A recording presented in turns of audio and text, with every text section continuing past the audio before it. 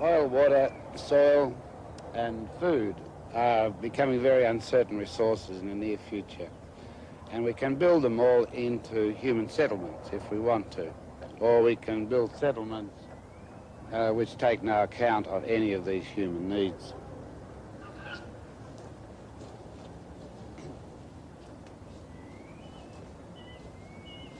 On one side of the road is a rather bare subdivision, and on this side of the road is Village Homes.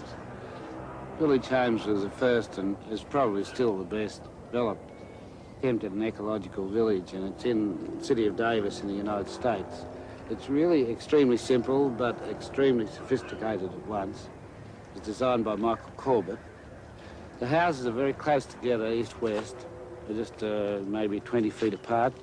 But each row of houses sit on a rise on either side of a hollow.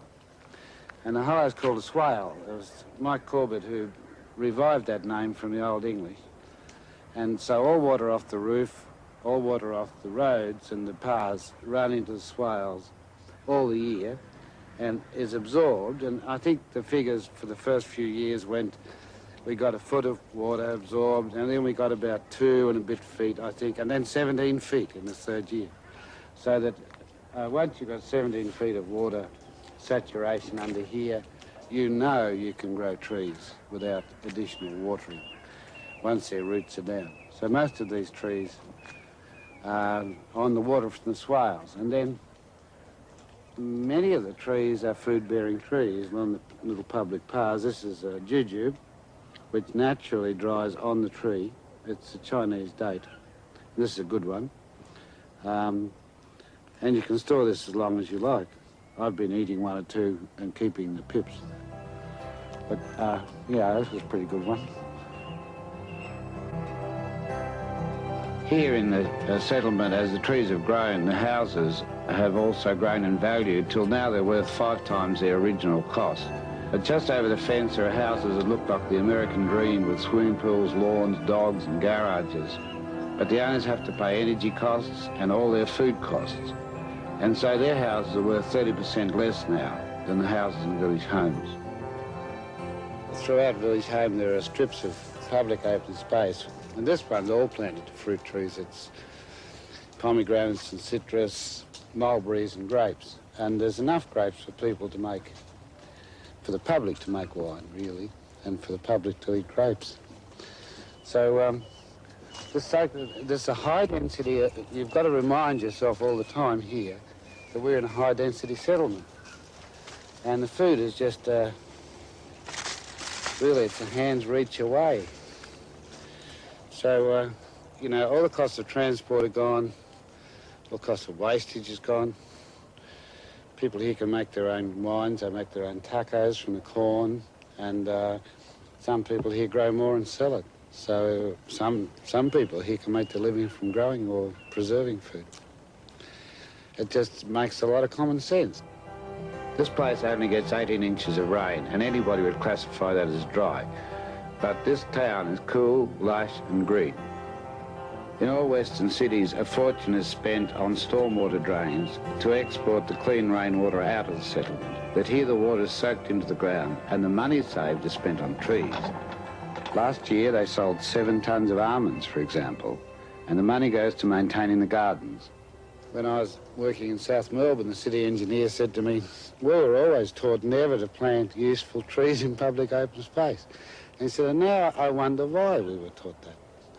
And of course, when you see public open space full of useful trees, we must all wonder why we don't do it, because every city in the world can provide its own food at a very low cost.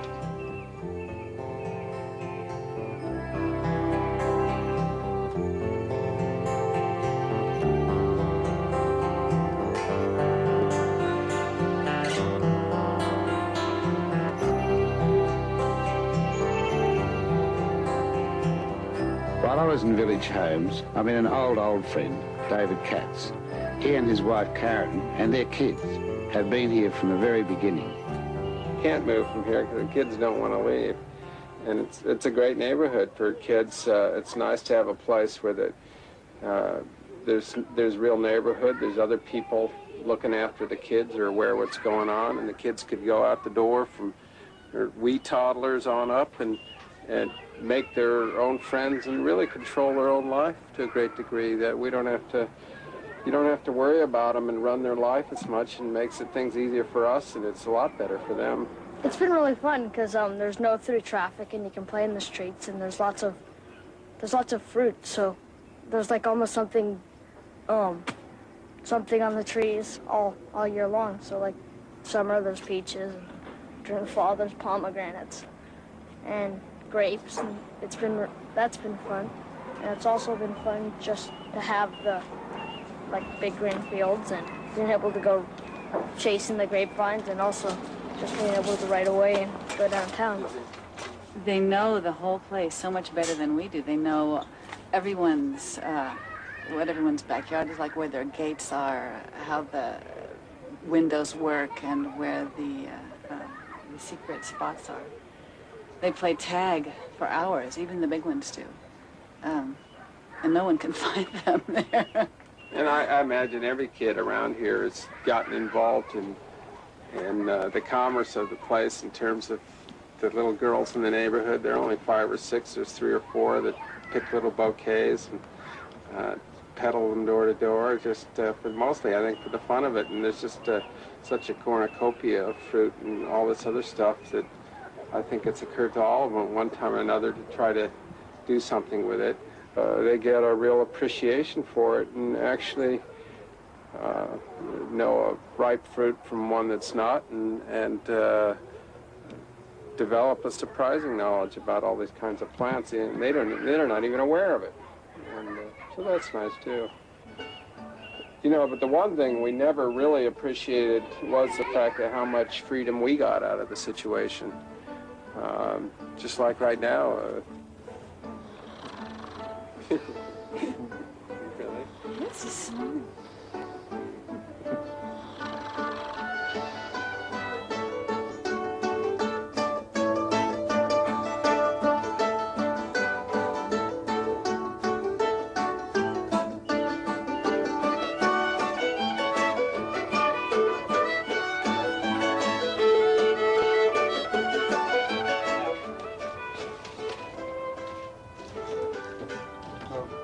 That's an extremely beautiful house. It's cool. There's not much noise gets in there, and I have permission to go walk on the roof, which is great.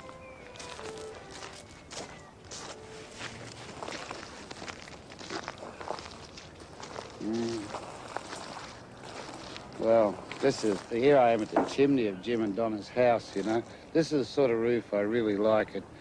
It's always pretty, but it never needs painting. It's always different colours with the flowers and foliage. And it's, Donna's down there, but she can't really hear me up here, so it's pretty soundproof. And I remember this when it was a short herb garden. Now it's looking like a forest, 7 years later.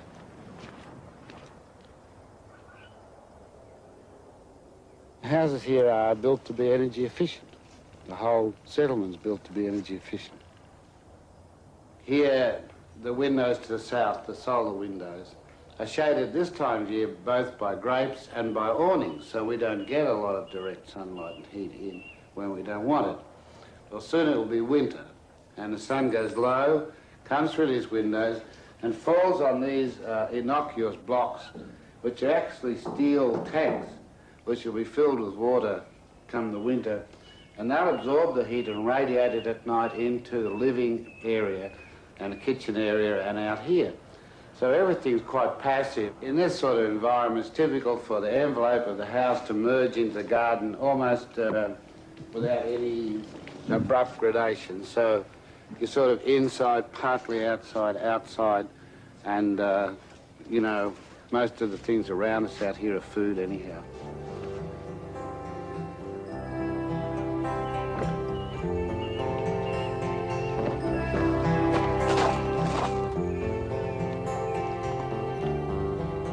We have almost an economic botanical garden here.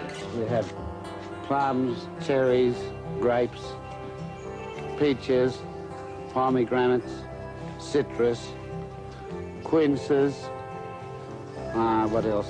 Well, it's just off, and I can see a banana, like passion fruits. Quinces, for instance, you never cook a rabbit without you use a quince. I can see a rhinoceros.